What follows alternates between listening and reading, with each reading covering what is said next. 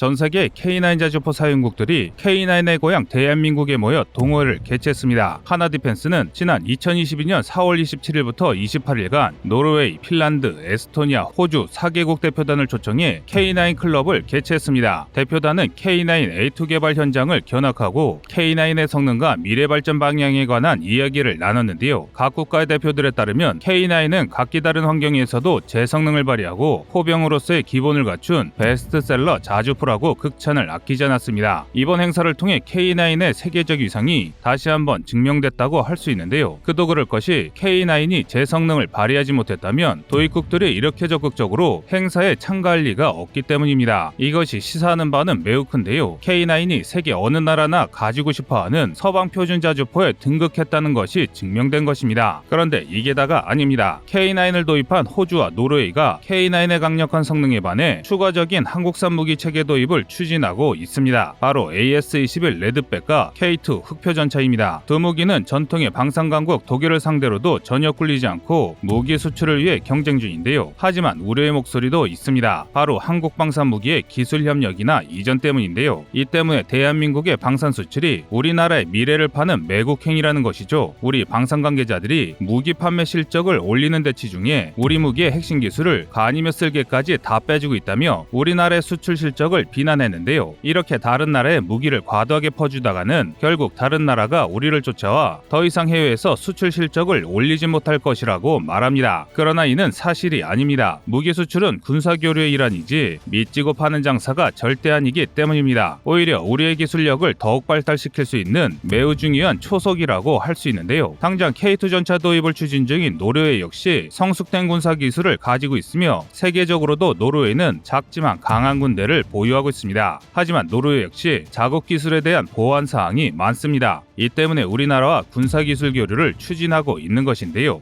이를 우리가 적극적으로 활용하면 우리의 부족한 부분을 보완할 수 있습니다. 뿐만 아니라 경제적인 상호이익적인 관계도 도모할 수 있습니다. 그렇기 때문에 우리는 더욱 적극적으로 무기 수출을 위한 노력에 박차를 가해야만 합니다. 그래서 준비했습니다. 오늘은 대한민국이 다른 세계 군사 강국들과 방산 협력을 통해 한국이 얻을 수 있는 것이 무엇인지에 대해 알아보겠습니다.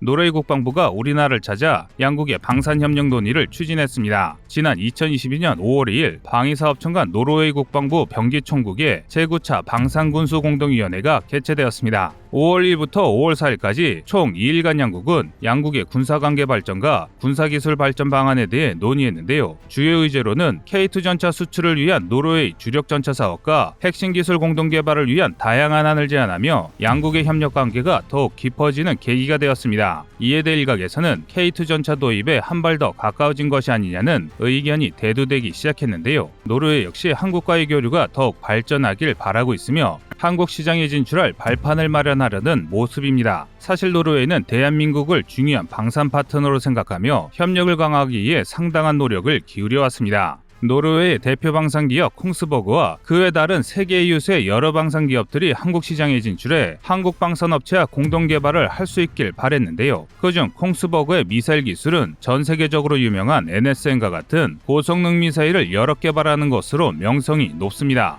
이를 우리나라에도 도입하면 우리나라의 미사일 기술을 더욱 풍족하게 만들 수 있는데요. 우리나라도 자체적인 미사일을 많이 개발했지만 주로 탄도미사일이나 대형 미사일에 치중되어 있습니다. 바꿔 말하면 드론과 같은 소형 항공기 플랫폼에서 사용할 미사일의 개발은 다소 미흡하다는 뜻인데요. 하지만 노르웨이 콩스버그사의 NSM 미사일은 중량이 125kg으로 그렇게 큰 편이 아닙니다. 즉 우리도 콩스버그의 기술을 얻어내면 드론에서 사용할 수 있는 다양한 무장 플랫폼을 만들 수 있다는 것입니다. 심지어 NSM은 잠재력도 높습니다. F-35의 내부 무장장이 탑재 가능한 JSM 미사일을 시작으로 잠수함, 헬리콥터 등 다양한 플랫폼에 탑재가 가능해 우리나라의 미사일 부족 문제를 해결할 수 있습니다. 게다가 최초의 국산 전투기인 KF-21 블록3에 JSM을 베이스로 한 미사일을 탑재하게 된다면 강력한 무장을 탑재한 더욱 완벽한 전투기를 국산화할 수 있습니다. 이런 기술 협력은 단순히 기술을 사오는 것만으로는 이룰 수 없습니다. 우리가 우리가 필요한 기술을 제공하고 요구해야 상대방도 그에 맞는 기술을 제공하기 때문인데요. 그런 면에서 기술 이전은 우리 기술을 굴욕적으로 헐값에 판매하는 것이 아닌 다른 나라와의 군사교류를 통해 우리의 국방력을 증강시킬 수 있는 교두보로 마련되는 것입니다. 반대로 이런 사실만으로도 우리 방산 역량이 얼마나 대단한지 알 수 있습니다. 북유럽의 핵심 국가인 노르웨이가 우리와 적극적인 협력 관계를 추진할 정도로 지금의 우리 기술력이 대단하다는 것을 방증하는 것인데요. 하지만 비관론도 상당합니다. 일각에서는 K2 전차가 노르웨이에 팔릴 가능성이 없다고 주장합니다. 노르웨이가 우리나라를 단지 협상 카드로 이용하고 있다는 것입니다. 현재 노르웨이는 주력 전차인 레오파르트 2A4 전차를 대체할 전차를 찾고 있습니다. 과거 노르웨이는 레오파르트 2A7을 도입하려 했지만 이 전차의 도입 비용이 너무 비싸지자 차기 전차 사업을 통해 한국과 독일을 경쟁시키고 있는데요. 즉 한국의 K2 전차를 끌어들여 독일의 레오파르트 2A7의 단가를 낮추겠다는 것입니다. 이런 의견은 굉장히 합리적인 주장입니다. 군 전문가들도 K2 전차의 손을 들어주는 척하면서 레오파르트 2A7의 도입 가격을 낮추는 공작을 펼치고 있다는 것이죠. 우리도 과거 미국과 유럽산 무기를 비교하며 도입 단가를 낮춘 전적이 많기 때문인데요. 그래서 일각에서는 노르웨이를 포함한 다른 국가들의 기술 이전을 하지 말아야 한다고 주장하는 것입니다. 기술 유출이 우리나라를 병들게 할 것이라고 하는데요. 우리가 그랬듯이 우리나라의 기술을 흡수한 국가들이 우리보다 더 좋은 무기를 개발해 우리 대한민국을 세계 방산 시장에서 몰아낼 수 있으니 남에게 기술을 넘기는 매국 사업을 당장 멈춰야 한다는 것입니다. 물론 우리나라가 다른 나라의 기술 이전으로 인해 많은 수혜를 본 것은 사실입니다. 그 대표적인 사례가 바로 국산 전차입니다. 과거 1980년대 대한민국은 독자적으로 3세대 전차를 개발할 능력이 전무했습니다. 그래서 M1 에이브람스 전차 개발의 중추였던 미국 제네럴 다이나믹스사의 국산 전차 설계를 의뢰했는데요. 그래서 등장한 것이 베이비 에이브람스라는 별명을 가진 88 전차, 즉 K1입니다. 그리고 이 과정에서 우리 국방과학연구소 연구팀이 개발 현장에 직접 참여하면서 사실상 기술 이전의 형식으로 국산 전차 제작 기술을 습득했는데요. 이때 얻은 기술로 이후 업권 사업을 통해 K1A1을 추가로 도입했고 러시아와의 불곰 사업으로 얻은 T-80U를 분해해 습득한 기술과 미국의 기술을 통해 얻은 노하우를 합쳐 세계에서 유례없는 미국과 소련 양국의 첨단 기술로 만든 한국의 자랑스러운 국산 전차 K2 흑표를 개발했습니다. 즉 미국의 기술 협력이 없었다면 총 2,000대가 넘는 국산 전차들을 볼 수 없었을지도 모릅니다. 이처럼 미국이 자신들의 과거 기술을 동맹국에 이전해주면서 기술 이전 비용으로 새로운 전차를 개발할 수 있는 비용을 마련합니다. 또한 한국의 K2 전차가 개발됐다고 미국의 에이브람스 전차의 수출길이 막히는 일은 일어나지 않았습니다. 그 이유는 미국이 한국의 전차 기술을 이전하면서 규모의 경제를 성립시켰기 때문입니다. 이 때문에 여전히 많은 나라에서는 개량된 에이브람스의 도입을 원하고 있습니다. 뿐만 아니라 한국의 K2PA를 협상 중인 폴란드조차 긴급 전력을 해소하기 위해 에이브람스 전차를 도입했을 정도입니다. 다시 말해 우리 대한민국은 기술 이전을 통해 안정성과 신뢰성을 인정받으면서 새로운 수출길을 트는 전략을 세운 것입니다. 그러니까 다른 나라가 우리와의 방산협력으로 새로운 무기를 만들었다고 해서 우리 무기가 안 팔린다는 것은 근거가 없는 이야기입니다. 그리고 고여있는 물은 썩기 마련입니다. 이는 군사기술 또한 마찬가지인데요. 사실 대한민국은 세계 방산 기술에서 선도적인 위치는 아닙니다. 일부 반도체 기술을 제외하고는 대부분 다른 나라의 무기들을 창고에 만든 것이 현재의 실정입니다. 그렇기 때문에 꽁꽁 숨겨놓은 기술은 우리만 가지고 있다고 해도 희소성도 적을 뿐더러 한국이 군사적으로도 얻을 수 있는 것이 그리 크지 않습니다. 지금의 대한민국 방산 기술이 아무리 우수해도 미국처럼 다른 군사 강국을 압도할 정도는 아니기 때문인데요. 오히려 기술을 숨기다 방산 협력이 중단된다면 다른 나라의 최신 동향을 알지 못한 채 구식 개념과 기술로 성능과 생산성이 떨어지는 무기를 만들게 될지도 모릅니다. 게다가 다른 지역에서의 운용 경험 없이 우리나라를 기준으로만 만들다 보면 일본처럼 갈라파고스식의 황당한 무기 체계만 나올 수밖에 없습니다. 즉 우리가 미처 생각하지 못한 문제가 생길 수 있다는 것이죠. 이를 대표하는 좋은 사례가 바로 천궁 중거리 대공 미사일의 중동 수출입니다. 천궁은 수출 사업 초창기까지만 하더라도 중동의 고열을 견디지 못하는 천궁의 레이더로 인해 사업이 자초될 뻔했습니다. 그러다 문제를 개선해 겨우 판매에 성공했는데요. 이처럼 무기를 수출하지 않았다면 먼 미래 전쟁에서 한여름에 천궁의 방공 레이더가 고장나 우리 기중한 장병들의 목숨이 적의 폭격에 폭사하는 참사가 일어났을 일어났을지도 모르는 일입니다. 따라서 방산협력은 그저 당장의 이익에 눈이 먼 근시안적 행위가 아니라 방산 기술을 항상 최첨단으로 유지하기 위해 반드시 해야 하는 일입니다. 이런 면에서 볼 때 노르웨이는 가히 최고의 전략적 파트너라고 할 수 있습니다. 노르웨이는 자본도 풍부하고 우리가 갖지 못한 선진화된 기술을 갖고 있어 상호 보완적인 관계를 형성할 수 있습니다. 게다가 현재 노르웨이는 특정 무기를 제외하고는 자국이 개발한 무기가 없습니다. 미사일 분야에서는 국산화가 완료됐지만 개인 하기를 시작으로 각종 장비들이 전부 외국산 무기인데요. 이런 노르웨이에게 한국의 기술 지원은 큰 도움을 줄 수 있습니다. K2 전차의 현지 생산을 통해 노르웨이는 전차 개발 기술을 축적할 수 있고 추후 우리나라가 개발할 차세대 전차의 공동 개발에 적극적인 참여 유도가 가능합니다. 궁극적으로 그동안 불모지였던 유럽 한복판에 한국의 수출 기지를 건설하게 되는 것입니다. 만약 노르웨이와 함께 차세대 전차를 개발하면 우리나라는 노르웨이의 막대한 자본력을 바탕으로 연구비를 크게 줄일 수 있고 연구진의 공동 개발을 통해 더욱 수준 높은 한국의 차세대 전차를 만드는 것도 가능합니다. 부디 노르웨이가 차기 전차로 K2 전차를 채택해 한국의 방산 기술력이 한 단계 올라가는 새로운 계기가 마련되길 바라겠습니다. 여러분의 생각은 어떠신가요? 이상 꺼리투브였습니다.